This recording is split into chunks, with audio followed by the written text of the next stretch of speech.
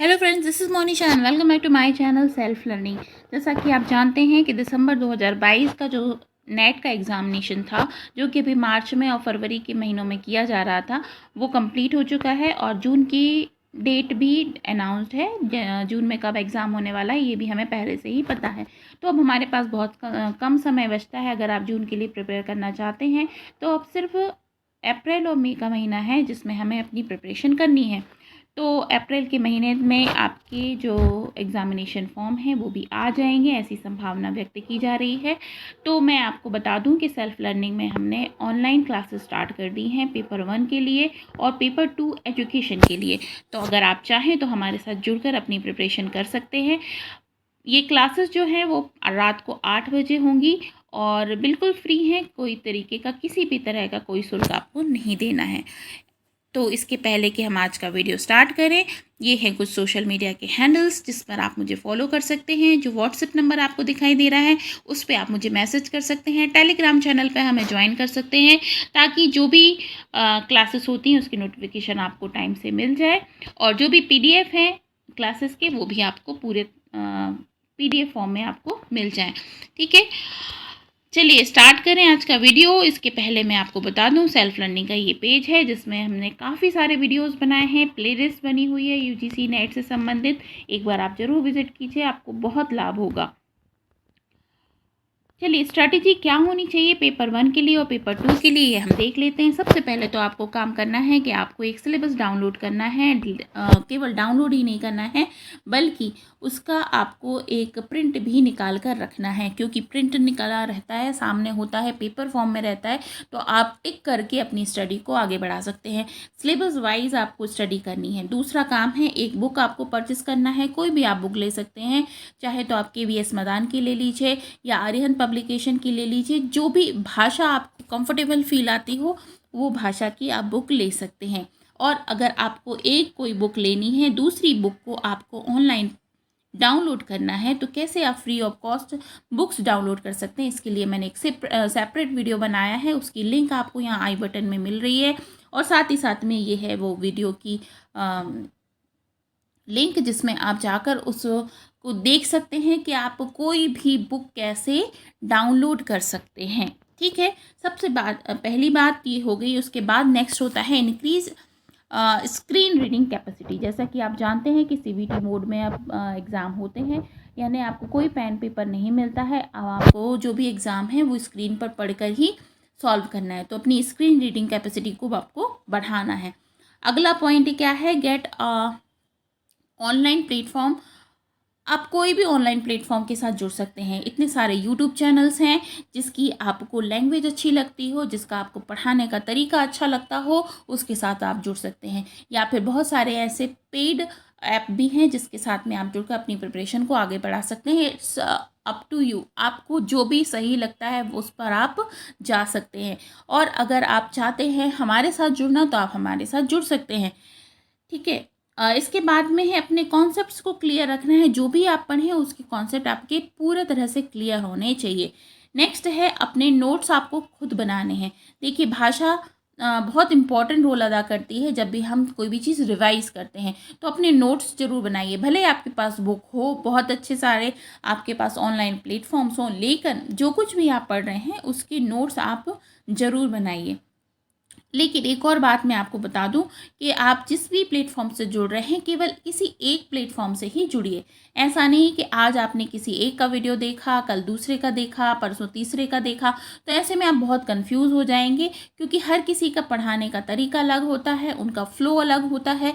इस वजह से अगर आपने एक यूनिट किसी एक चैनल से पढ़ी है, दूसरी यूनिट किसी दूसरे चैनल से पढ़ी है, तो आप बहुत कंफ्यूज हो जाएंगे। तो एक ही प्लेटफॉर्म के साथ में आप स्टिक रहें। इसके बाद में आपको PYQ सेशंस करने हैं और MCQ की प्रैक्टिस करनी है। PYQ सेशन इतने इम्पॉर्टेंट होते हैं। अगर आपने लास्ट 3 इयर्स के जो प्रीवियस ईयर के क्वेश्चंस हैं वो अगर आपने कर लिए तो ये मान के चलिए कि बहुत हद तक आपको फ़ायदा होगा, क्योंकि कई सारे स्टूडेंट्स तो ऐसे हैं जिन्होंने सिर्फ PYQ करने के बाद ही अपना नेट क्लियर कर लिया। चलिए आगे बढ़ते हैं। एग्ज़ामिनेशन पैटर्न की बात कर लें हम, तो एग्ज़ामिनेशन पैटर्न क्या होता है इसको हम देख लेते हैं। यूजीसी नेट जो है वो एक तरीके का एलिजिबिलिटी टेस्ट है जो कि साल में 2 बार कराता है, एनटीए की एजेंसी द्वारा कराया जाता है।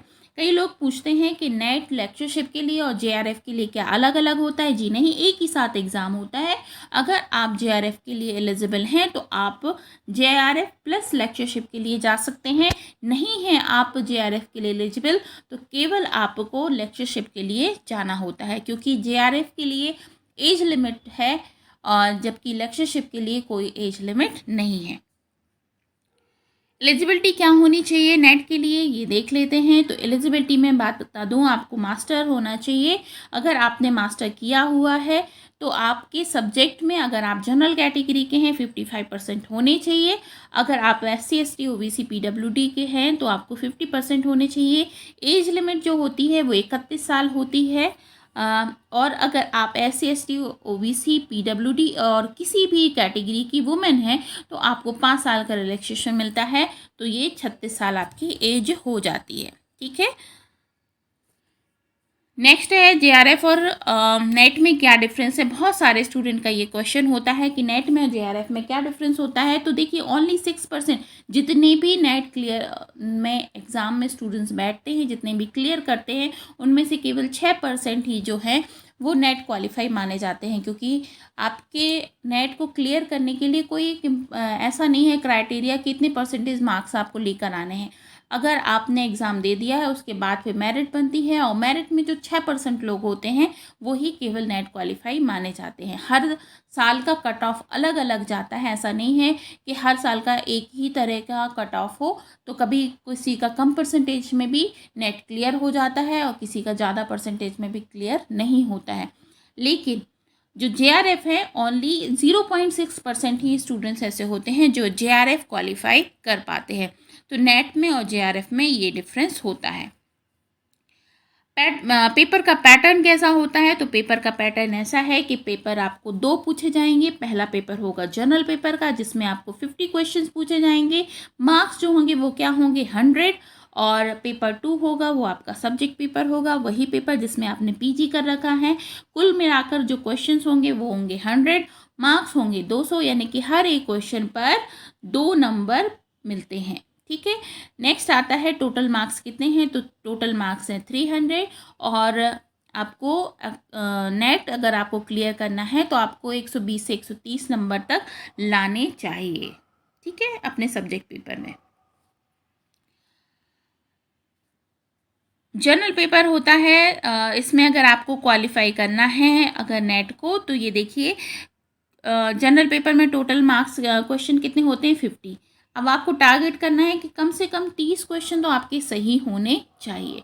पेपर 2 में कितने क्वेश्चन होते हैं, 100। तो इसमें ये टारगेट करना है कि कम से कम 70 क्वेश्चन जो हैं 100 में से वो आपके सही होने चाहिए। ये बिल्कुल सही स्ट्रैटेजी होती है नेट को क्लियर करने की। ठीक है,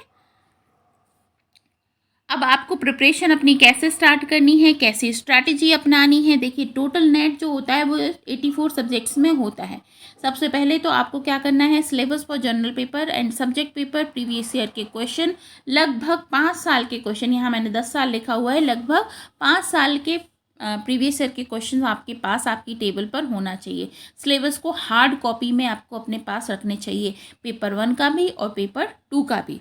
ठीक है, पेपर 1 में क्या क्या होता है, DI होता है, कॉम्प्रिहेंशन होता है, थ्योरी होती है, रीजनिंग होती है, रेगुलर ये। तो आपको क्या करना है, इन सब की रेगुलर स्टडी करनी है, टाइम टेबल बनाना है, टाइम टेबल के हिसाब से आपको रेगुलर स्टडी करनी है। ऐसा नहीं है कि आज आपने पेपर 1 पढ़ लिया तो पेपर 2 को छोड़ दिया।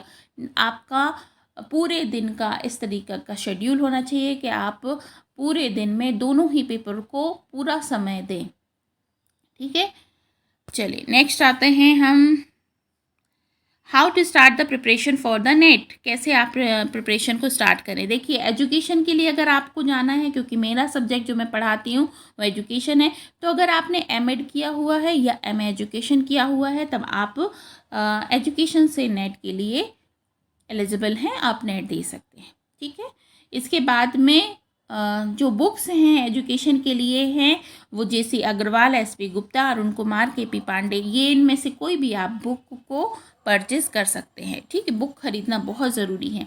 सेकंड जो फर्स्ट पेपर के लिए है उसमें भी मैंने बताया आपको स्ट्रेटेजी यही होनी चाहिए कि आपको कोई भी एक बुक खरीदनी है, नोट्स बनाने हैं, रेगुलर स्टडी करनी है, ऑनलाइन स्टडी अगर आप मेरे साथ करना चाहते हैं तो सेल्फ लर्निंग के साथ आप स्टडी को आगे बढ़ा सकते हैं। आगे है कि ये सारी बातें तो हमने कर ही ली हैं। ये है आपका फर्स्ट पेपर का सिलेबस। ठीक है, फर्स्ट पेपर में हमें क्या क्या पढ़ना है मैं आपको बता दूं कि हमने जो क्लासेस हैं वो स्टार्ट कर दी हैं। तो फर्स्ट पेपर की तो हम कंप्लीट स्टडी कर रहे हैं, जिसमें हमारी टीचिंग एप्टीट्यूड तक की जो फर्स्ट यूनिट है वो कंप्लीट हो चुकी है। तो फर्स्ट यूनिट आती है आपकी टीचिंग एप्टीट्यूड, फिर आता है रिसर्च एप्टीट्यूड, फिर आता है कॉम्प्रिहेंशन। कॉम्प्रिहेंशन में क्या आते हैं, आपको अनसीन पैसेजेस होते हैं जिसको आपको सॉल्व करना होता है। पहले स्क्रीन पे आप पैसेज को पढ़िए, फिर उसके बाद उसके जो क्वेश्चंस हैं उसको सॉल्व करके सही आंसर लगाइए। कम्युनिकेशन, संचार क्या होता है, किस तरीके के अलग अलग डिफरेंट टाइप्स हैं कम्युनिकेशन के, इसके बारे में आपको पढ़ना है।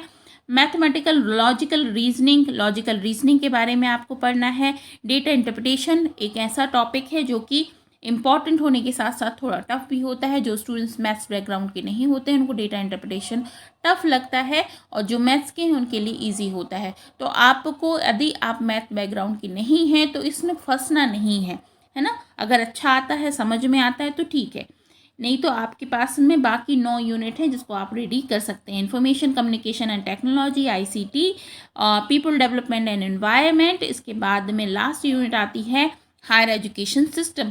तो ये सारी ही यूनिट्स हैं जिनको हमको सॉल्व करना है इस पूरे जो आपका नेट का पेपर है उसकी प्रिपरेशन करने के लिए। ठीक है, एजुकेशन के लिए मैं नेक्स्ट वीडियो में बताऊंगी। तो ये है स्ट्रैटेजी जिसको लेकर हमें नेट की प्रिपरेशन को आगे बढ़ाना है। ठीक है, अब आप सेल्फ लर्निंग से कैसे जुड़ सकते हैं, क्यों जुड़ना चाहिए, तो देखिए सेल्फ लर्निंग में जो मैं क्लासेस लूँगी वो पूरी तरह से फ्री होंगी, पहला रीज़न है। दूसरा रीज़न ये है कि हम नेट की फर्स्ट पेपर की और एजुकेशन की कंप्लीट सिलेबस की प्रिपरेशन कराएंगे। इसके साथ साथ में नेट के बाद आप क्या कर सकते हैं, यानी कि नेट का पर्पज़ ही होता है कि आप किसी जगह असिस्टेंट प्रोफेसर की पोस्ट पर लग जाएं।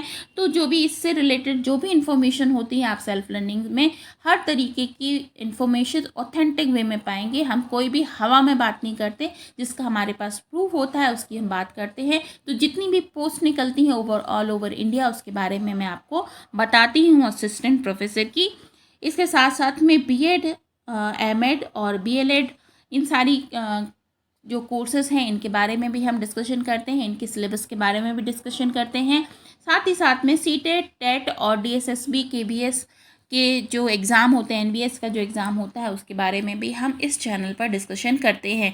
तो इस तरह से एजुकेशन के स्तर पर देखा जाए तो ये चैनल बहुत इम्पॉर्टेंट हो सकता है अगर आप में से कोई भी स्टूडेंट जो हैं वो इनमें से किसी भी एग्ज़ाम की प्रिपरेशन कर रहे हैं।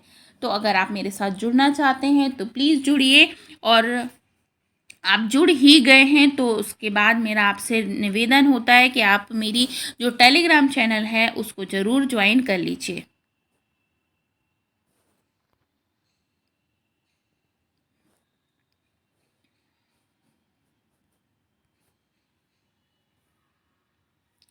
जो हमारा टेलीग्राम का चैनल है उसको आप ज़रूर ज्वाइन कर लीजिए, जो आपके लिए फ़ायदेमंद रहेगा क्योंकि इसी में आपको सारी इन्फॉर्मेशन मिल जाती है।